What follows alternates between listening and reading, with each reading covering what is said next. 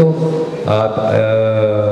Once again, sabi ko, Sultanate government is the government of the Lord for the mankind in the land to live and stay, to enjoy themselves of the greatness upon the creation of God, and is to be brought in the life after the permanent life. Yung doon tayo, permanent tayo doon, hindi dito. Wassalamualaikum warahmatullahi wabarakatuh.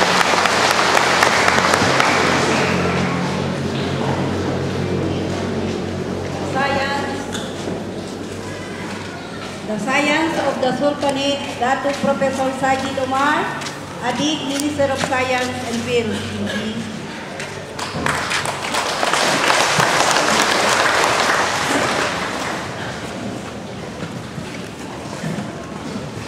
Assalamualaikum, good morning. Maayong buntag sa inyo na lahat. Now, first and foremost, I want to speak here in front of you so that you can see me from top to bottom. Because the Sultanate of Sulu is always transparent. Kitang-kita ang gobyerno ng Sultanate of Sulu. Walang tinatago sa likod ng lamesa. Kaya he will be in front of us. First and foremost, I want to thank si Dato Lodrito Bin Sabayton, the State Minister of Zamboanga Peninsula.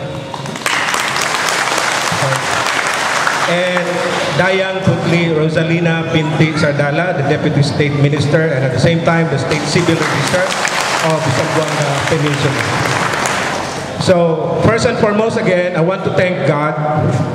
I want to thank Allah. Gusto ko magpasalamat tayo sa Diyos that we are gathered here today, this morning, just only for one vision, one mission, one advocacy, for the new government, for the new republic, for the new Sultanate of Sulu. Kasi ang gobyerno ng Pilipinas ay hindi na natin pwedeng asahan. Hindi lang lubog, hindi lang lunod, patay na. Kung bakit ko nasabi yun, madali lamang ang dahilan. Una sa lahat, wala nang nagre-respeto sa gobyerno ng Pilipinas. Huwag ka nang lumayo, pumunta sa Middle East, sa Amerika. You go behind, you go among neighboring countries of the Philippines. You go Brunei, Indonesia, Malaysia, Singapore, Australia. Kung ano ang ipinangako sa iyong trabaho dito, pagdating mo doon ay iba ang papasok sa iyo. Alam nyo lahat yan, nasa TV. Ilan ng Pilipina ang pinagloloko? Ang nakalagay sa kung ano-anong trabahong hindi maganda. This is simply because no one respects us. Wala nang nagre-respeto sa atin. Kaya ngayon, gusto namin magsimula ang respeto mismo dito sa atin.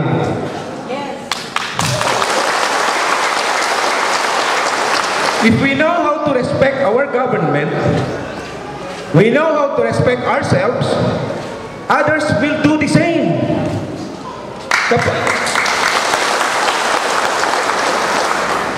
Ang ating gobyerno, hirap na.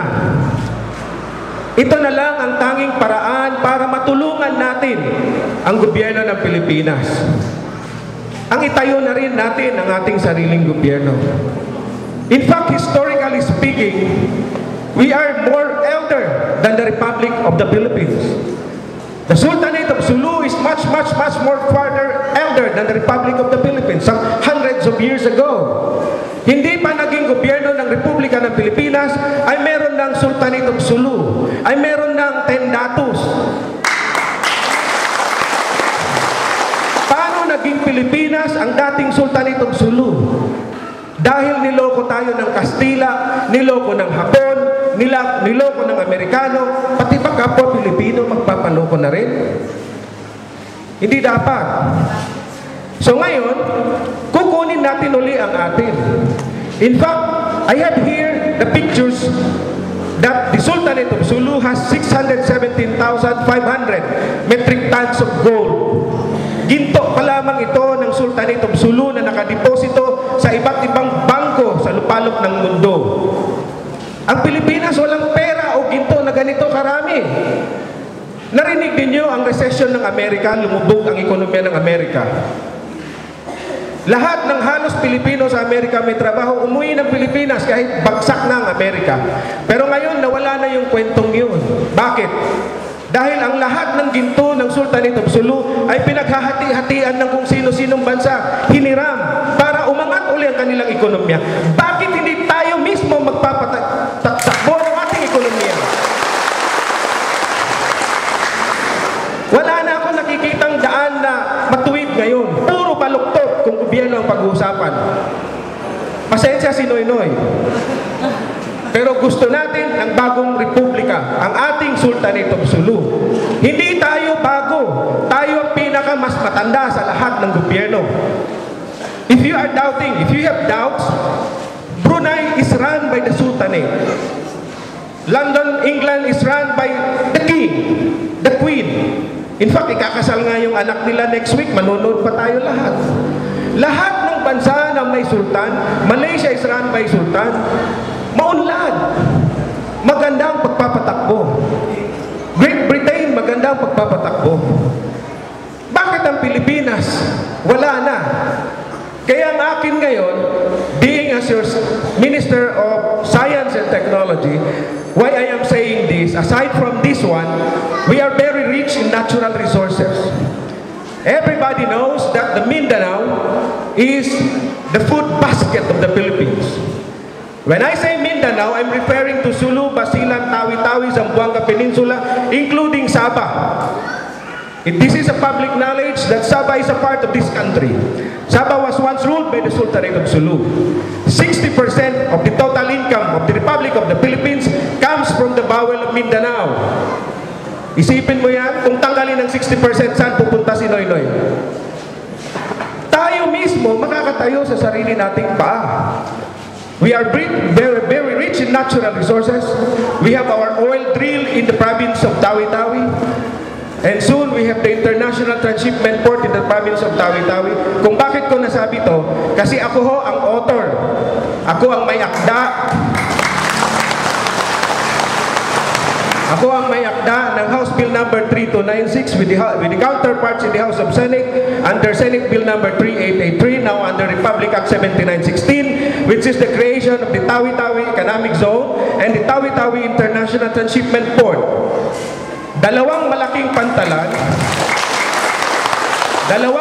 pantalan na kasing laki ng basketball court size o kasing laki ng gym na ito, pero 500 pieces of this gym bolt together. Kumuha kayo ng lugar na kasing laki ng basketball court na ito o gym na ito, pero 500 piraso nito ibobolt together, ilalagay sa gitna ng laot ng Cebuto Passage. The Philippines has its own Suez Canal actually. Kung ang Suez Canal between Egypt and Jordan ay nagpayaman sa kanilang bansa, meron din tayo which is in Tawi-Tawi. Kung ang Malacca Strait ay nagpayaman sa Malaysia, Singapore, Brunei, and Indonesia, meron din tayo na sa province of Tawi-Tawi. So with that, as according to the UNCLOS or the United Nations Convention on the Law of the Sea, they will have to pay at least 200,000 pesos per transit. Kada daan ay magbabayad ng 200,000 pesos ang mga foreign tankers. Meron kami doon, or meron tayo doon, 52 foreign vessels dumadaan araw-araw. Sa 52 foreign vessels araw-araw, times 200,000 pesos, that's roughly about 12 million pesos a day, and 360 million pesos a month. So meaning, Tawi-Tawi or the Sultanate of Sulu, I would rather say the Philippines, but the Sultanate of Sulu government will earn as much as 3.6 billion pesos tax every year from the foreign vessels. And this can cater up to 10,000 jobs. Ilan lang kayo rito? 10,000 ang kailangan namin magtrabaho doon in the future. Ilan lang tayo rito? Kaya ang gusto ko, ang para sa inyo, sa inyo. Ang para sa atin, sa atin. Hindi yung para sa inyo at sa atin ay makuha pa nila. There is no fair. There is no fairness. Wala nang pantay dito sa ating gobyerno. Aminin ko, gobyerno tayo lahat dito. Baka nga, meron dito taga-Kongreso, taga-Senado, taga-Malacanang, taga-White House, taga-CNN, taga-kung saan-saan. Mas maganda nga, nandito sila lahat para marinig ito eh. Because what we are voicing out is only what is due for us. We are not claiming na hindi natin. Ang kinukuha lang natin yung atin. Masama ba yung kunin ng sariling atin? Hindi. Masama ba yung pagandahin natin ang sariling lupa natin? Payamanin at pagandahin ang sariling probinsya natin? Wala. Hindi masama yun. Ang importante ay may pagkain sa bawat mesa, sa bawat oras ng sino man sa atin dito. Hindi yung matutulog tayo ng gutom, gigising tayo ng gutom at dilat pa rin ang mga mata. Ano yun? Hindi tayo kagaya ng ibang bansa. Look at Saudi Arabia. Ni isang halaman, wala. Ito nga, Ipil, look at our mountains. Look at Ipil now. It's very green and rich in natural resources. Pero sino mas mayaman, ang Saudi o ang Ipil? Ang Saudi. Kasi meron silang gobyerno, marunong tumingin sa pangangailangan ng bayan. And why I am saying this? Because this is for you. This is not about us alone. This is about all of us and the new generations to come. This is the only legacy that we can leave to the next generation. Bukas makalawa, mamawawala na rin tayo. Pag nawala tayo at hindi pa tumayo ang Sultanate of Sulu, kailan at anong aasahan ng ating mga anak at apo? We have to do it now as there is no time. Time is not on our side. If we can rush it and do it tomorrow, do it right now, why not? What is important, bago dumating ang araw na yon, we can say, wow, tapos ang trabaho, mission accomplished. Ang mga anak ko may trabaho, ang mga apo ko hindi na nag-abroad. Kasi with presence, with the establishment of the Sultanate of Sulu, I am very sure, wala nang Pilipino, wala nang tao rito sa atin ang pupugutan o bibitayin sa China. Wala na sa atin ang bibitayin sa Saudi Arabia. Bakit sino sila? Bakit sino sila at pagbibitay-bitayin tayo lahat dito? Nang dahil lang nagkamali sa kung ano nadala ninyong bag? Hindi dapat yun. Kaya lang ano magagawa natin? May batas sila, wala sa atin. At kung meron man sa atin, mismo taga-Malacanang, Kongreso at Senado, ang bumabali wala sa batas na yun. We should have been protected by the government and not for us alone to protect them. So what I want now, bumalik ang ating dignidad, bumalik ang ating pangalan, bumalik ang ating respeto, bumalik ang ating ekonomiya. We can be like little Singapore in the future.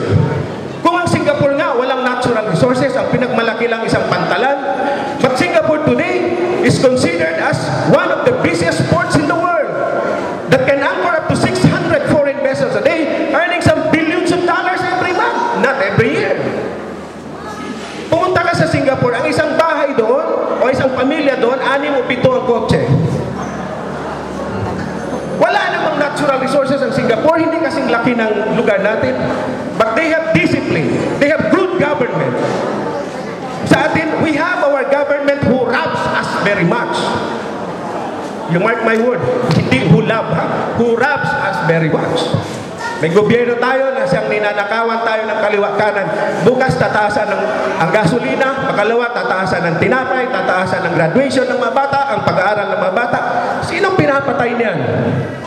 Tayo. Kaya sabi ng ating Prime Minister, in the future, with the presence of the Sultanate of Sulu, we have our own gold dinar. We have our own currency. With our currency that we have talked already with some Muslim countries like Turkey who have supported us with this idea, na yung 1 gold dinar is equivalent to $200 US. Kapag ikaw ay nasweltuhan ng mga 5 to 10,000 gold dinar, I don't know, baka araw-araw kang bumili ng kotse, kaya na. So meaning, in the future,